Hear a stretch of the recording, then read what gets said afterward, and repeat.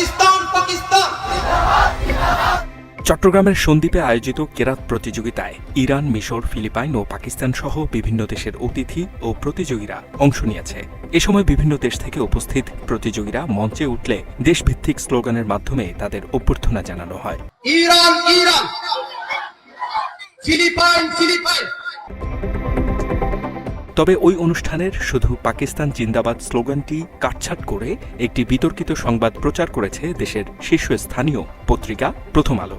ন্যাক্কারজনক এই ঘটনাটি ঘটেছে বাংলাদেশের চট্টগ্রামের সন্দ্বীপে।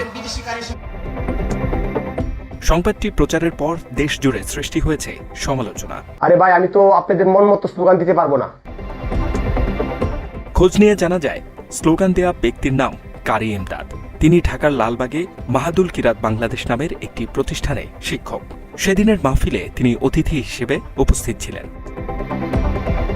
এ সময় পাকিস্তান, ইরান, মিশর, ফিলিপাইন থেকে আসা প্রতিযোগীদের অভ্যর্থনা জানানো হয়েছে। তাদের সম্মান জানাতেই দেশের নাম ধরে আলাদাভাবে দেয়া হয়েছে স্লোগান। মিশর মিশর। প্রথম আলো সংবাদে বিতর্কিত হওয়া কারি ইমদাদ ওই ঘটনার নিন্দা জানিয়েছেন। তিনি জানান, মাইকে আলোচনা ও কোরআন তেলাওয়াত করার সময় বিদেশি কারিগররা মঞ্চে উঠলে তিনি প্রত্যেক দেশের নাম ধরে স্লোগান দিয়ে অভ্যর্থনা জানিয়েছেন। সেই স্লোগান থেকে শুধুমাত্র পাকিস্তান জিন্দাবাদ স্লোগান কাটছাঁট করে অপপ্রচার চালানো হয়েছে। যখন আমি তিলাওয়াত করতে যাব, ঠিক তার আগ মুহূর্তে বিদেশি কারি সাহেবগণ স্টেজে আসেন। তো তাদেরকে বরণ করে নেওয়ার জন্য 5টি দেশ থেকে যেই সমস্ত কারি সাহেবগণ এসেছিলেন, তাদের সবাইকে বরণ করে নেওয়ার জন্য আমি প্রত্যেকটি দেশের নাম উচ্চারণ করি। নারায়ে তাকবীর, আল্লাহু আকবার।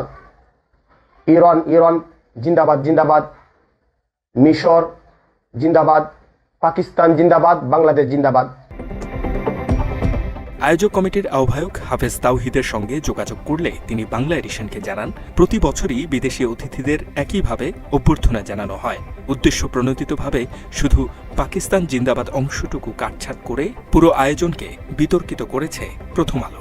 বিদেশি মেহমানরা আসার পূর্বে আসতেছে স্টেজে, এই টাইমে প্রত্যেকটা দেশ নিয়ে স্লোগান দেয়, যেমন বাংলাদেশ বাংলাদেশ, মিশর মিশর, Pakistan Pakistan, Iran Iran, Philippines Philippines, এভাবে প্রত্যেকটা দেশে স্লোগান দেয়।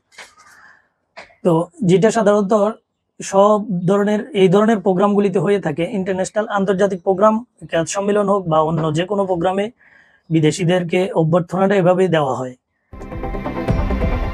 অথচ এখান থেকে অত্যন্ত সুপরিকল্পিতভাবে বক্তব্য কাটছাঁট করে গুজব সৃষ্টি করেছে প্রথম আলো। একই সাথে এ নিয়ে জনমনে তৈরি হয়েছে বিভ্রান্তি।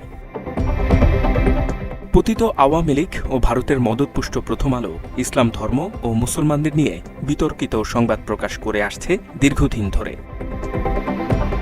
ফ্যাসিস্ট আওয়ামী আমলে মুসলমানদের জঙ্গি তকমা দিয়ে সংবাদ প্রকাশ করেছে দেশের প্রথম সারির পত্রিকাটি।